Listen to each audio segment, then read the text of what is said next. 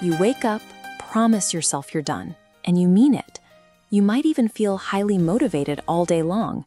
But then evening arrives. The workday ends, the quiet sets in, and all that daytime willpower gets washed away by stress. Your brain falls right back into its usual evening autopilot.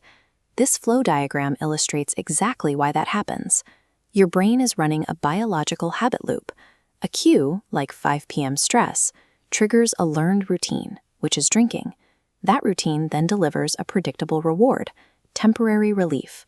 When your brain expects that relief, motivation alone rarely stands a chance against it. To beat this cycle, you have to forcefully interrupt the routine. You do not wait to see if you feel strong enough to resist. You intentionally insert a disruption right where the brain expects the alcohol to go. To build out this disruption, grab a physical pen and a piece of paper. We are going to construct a concrete 4-step structure that will replace your autopilot. Emotions change every single day. Some days you feel strong, and other days you feel entirely depleted. A written, predetermined plan protects your progress because it gives you clear instructions to follow when your motivation inevitably drops. Look at this document. We are dividing your paper into 4 sections. In the top left box, write, Step 1. At 5 p.m., I will, and leave a blank space.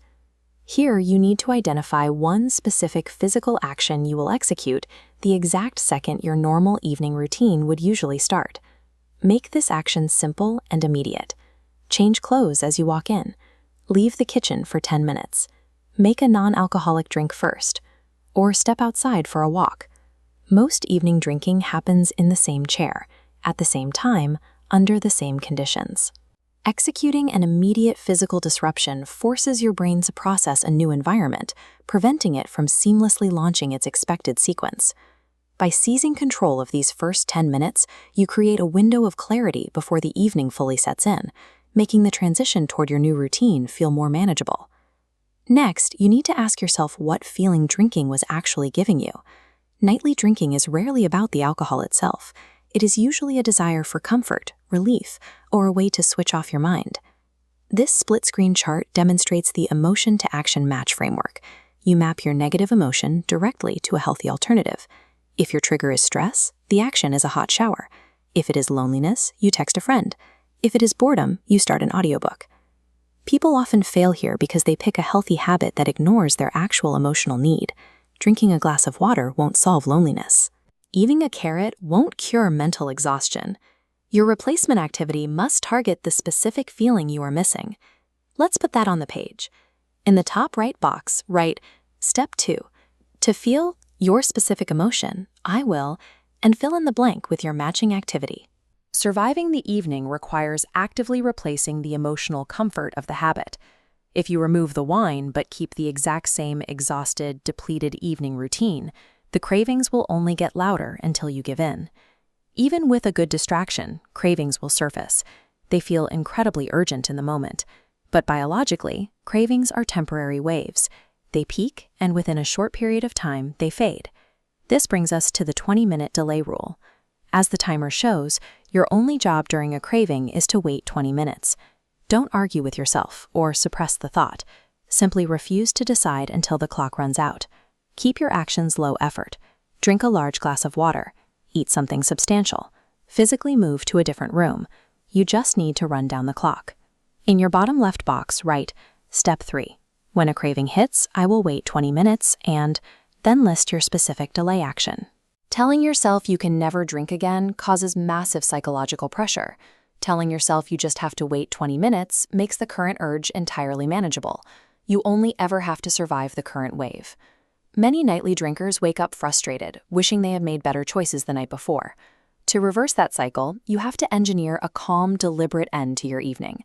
A bedtime win can be very small. You might acknowledge one thing you handled well today. You could deliberately put your phone in another room to avoid doom scrolling, or set up the coffee maker so your morning starts smoothly. In your final box, write Step 4. Before bed, I will, and write down one positive action to officially close out your night. Your plan is now complete. Ending the day with a planned success gives your brain a quiet victory. Stacking these successful evenings together slowly rebuilds the self-respect and confidence you need to maintain progress. Look at the 4 boxes in front of you. You've moved from a vague intention to a structured protocol, providing yourself with clear instructions for the moments when your resolve usually dips. Be prepared.